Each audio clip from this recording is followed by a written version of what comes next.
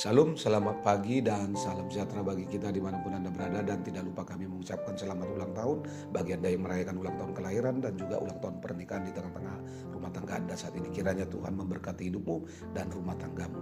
Kami juga selalu berdoa kepada Bapa di surga bagi Bapak, Ibu, Saudara-saudari yang masih terbaring lemah di tempat tidur baik di rumah sakit maupun rumah Anda.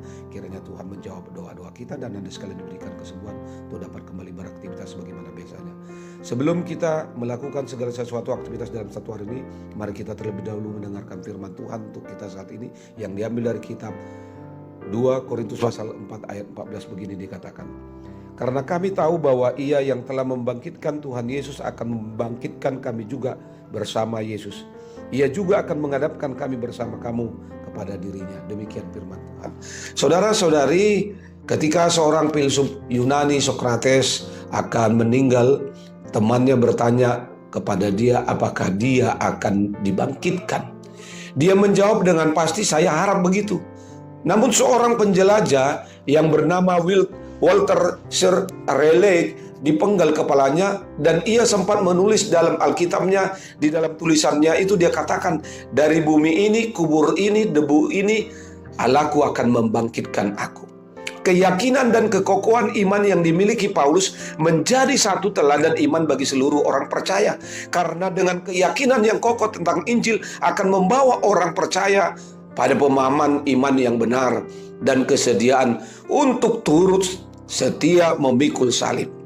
Kendati begitu banyak tantangan yang dihadapi oleh Rasul Paulus dalam misi pemberitaan Injil, namun tidak satu pun dari hal itu dapat mematahkan semangat, kegigihan, keyakinan Rasul Paulus bahwa jika Yesus telah dibangkitkan, maka Paulus dan orang percaya pasti akan dibangkitkan juga.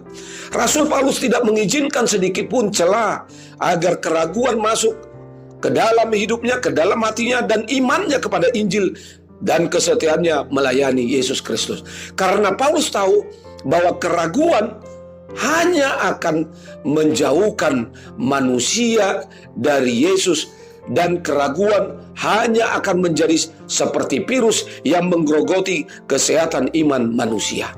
Saudara, jangan pernah biarkan keraguan menyelinap masuk dalam hati dan iman kita kepada Yesus Kristus, karena keraguan hanya akan membuat kita menjauhi Allah dan kasih karunia-Nya.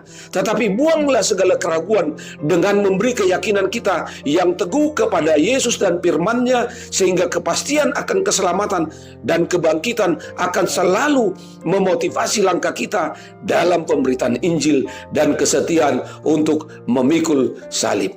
Jangan ragu lagi, namun percayalah bahwa kita pasti akan dibangkitkan dan mahkota kehidupan pasti diberikan oleh Yesus Kristus. Karena itu mari kita jalani hidup ini dengan iman kepada Kristus yang telah bangkit. Tetaplah setia mengikut Yesus, tetaplah percaya, tetaplah berharap dan berserah kepadanya. Sebab Allah yang membangkitkan Yesus pasti akan membangkitkan kita juga bersama-sama dengan Dia. Selamat beraktivitas, Tuhan Yesus memberkatimu. Salam.